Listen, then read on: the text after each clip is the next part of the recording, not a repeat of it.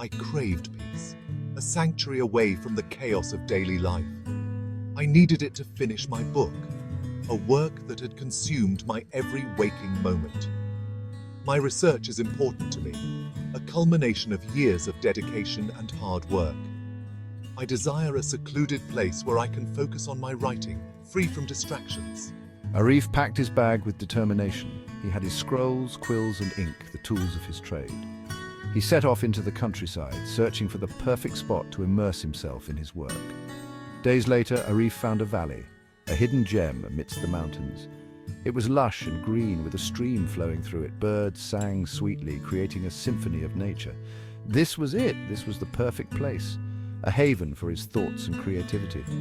Arif smiled and started to unpack, feeling a sense of peace wash over him. He was ready to work, to pour his soul into his writing. Little did Arif know, this valley held a secret, one that would change everything. It was inhabited by demons, and they did not like visitors. The tranquility he sought was about to be shattered. A shadow fell over Arif. He looked up from his work. A fearsome demon stood before him, its eyes burning with anger. Arif's heart pounded in his chest. Who are you? Why have you come to our valley? I am Arif, a scholar.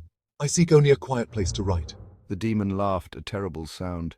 This valley is ours. You disturb our peace. You will pay the price. The demon raised its hand. A green light enveloped Arif. He felt a searing pain. His body contorted, shrinking, changing. He was now a monkey, small, furry, and afraid. Arif, the monkey, was terrified. His heart pounded as he hid among the dense foliage, trying to stay out of sight. He fled through the trees, swinging from branch to branch with agility and desperation, trying to escape the unknown dangers that lurked behind him.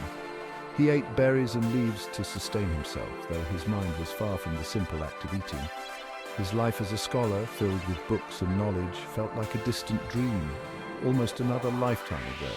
One day Arif found himself near a town, a place bustling with human activity and the promise of new opportunities. He saw a ship preparing to sail, its sails billowing in the wind, ready to embark on a new journey. The destination was Baghdad, the city of knowledge and wisdom, a place where scholars from all over the world gathered. Hope flickered in Arif's tiny heart, a glimmer of light in his otherwise dark and uncertain world. Arif leapt onto the ship with a burst of courage.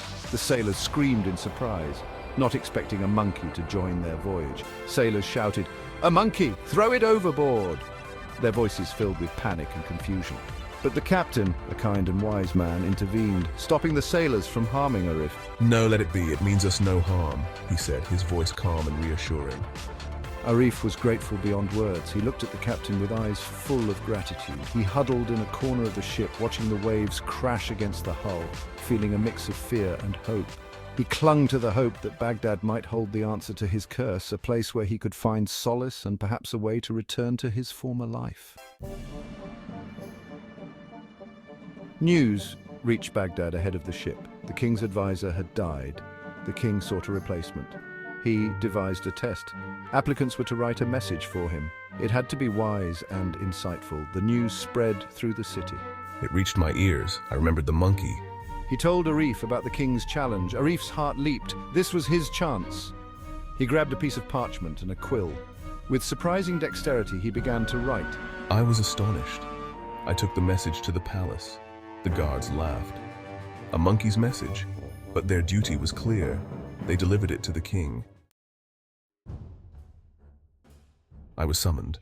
I explained about the monkey. The king read the message. His eyebrows rose. This was no ordinary writing. It was insightful, full of wisdom. He had to meet the author. "Bring this monkey to me," he commanded. The king was skeptical, but he was also intrigued. Arif, dressed in fine clothes, rode to the palace on horseback. He looked comical, but when he spoke, his words were eloquent. He answered the king's questions with wisdom. The king was impressed. He had never encountered such intelligence. He appointed Arif, the monkey, as his chief advisor. The princess, however, was suspicious. She observed Arif closely, her eyes narrowing as she tried to understand the mystery that surrounded him.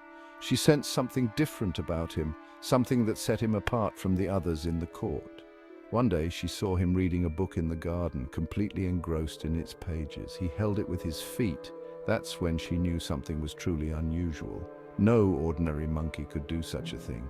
This was no ordinary monkey. There was a depth in his eyes, a wisdom that spoke of a different existence. I consulted with scholars. They confirmed my suspicions after much deliberation and study of ancient texts. Arif was under a spell, a powerful enchantment that had transformed him into a monkey. The princess, skilled in magic, performed a counter-spell with great care and precision. In a flash of light, Arif was himself again. He was human. The transformation was complete. I thanked the princess profusely, my heart filled with gratitude for her bravery and skill. I told her my story, the tale of how I came to be under the spell, and my life before the transformation.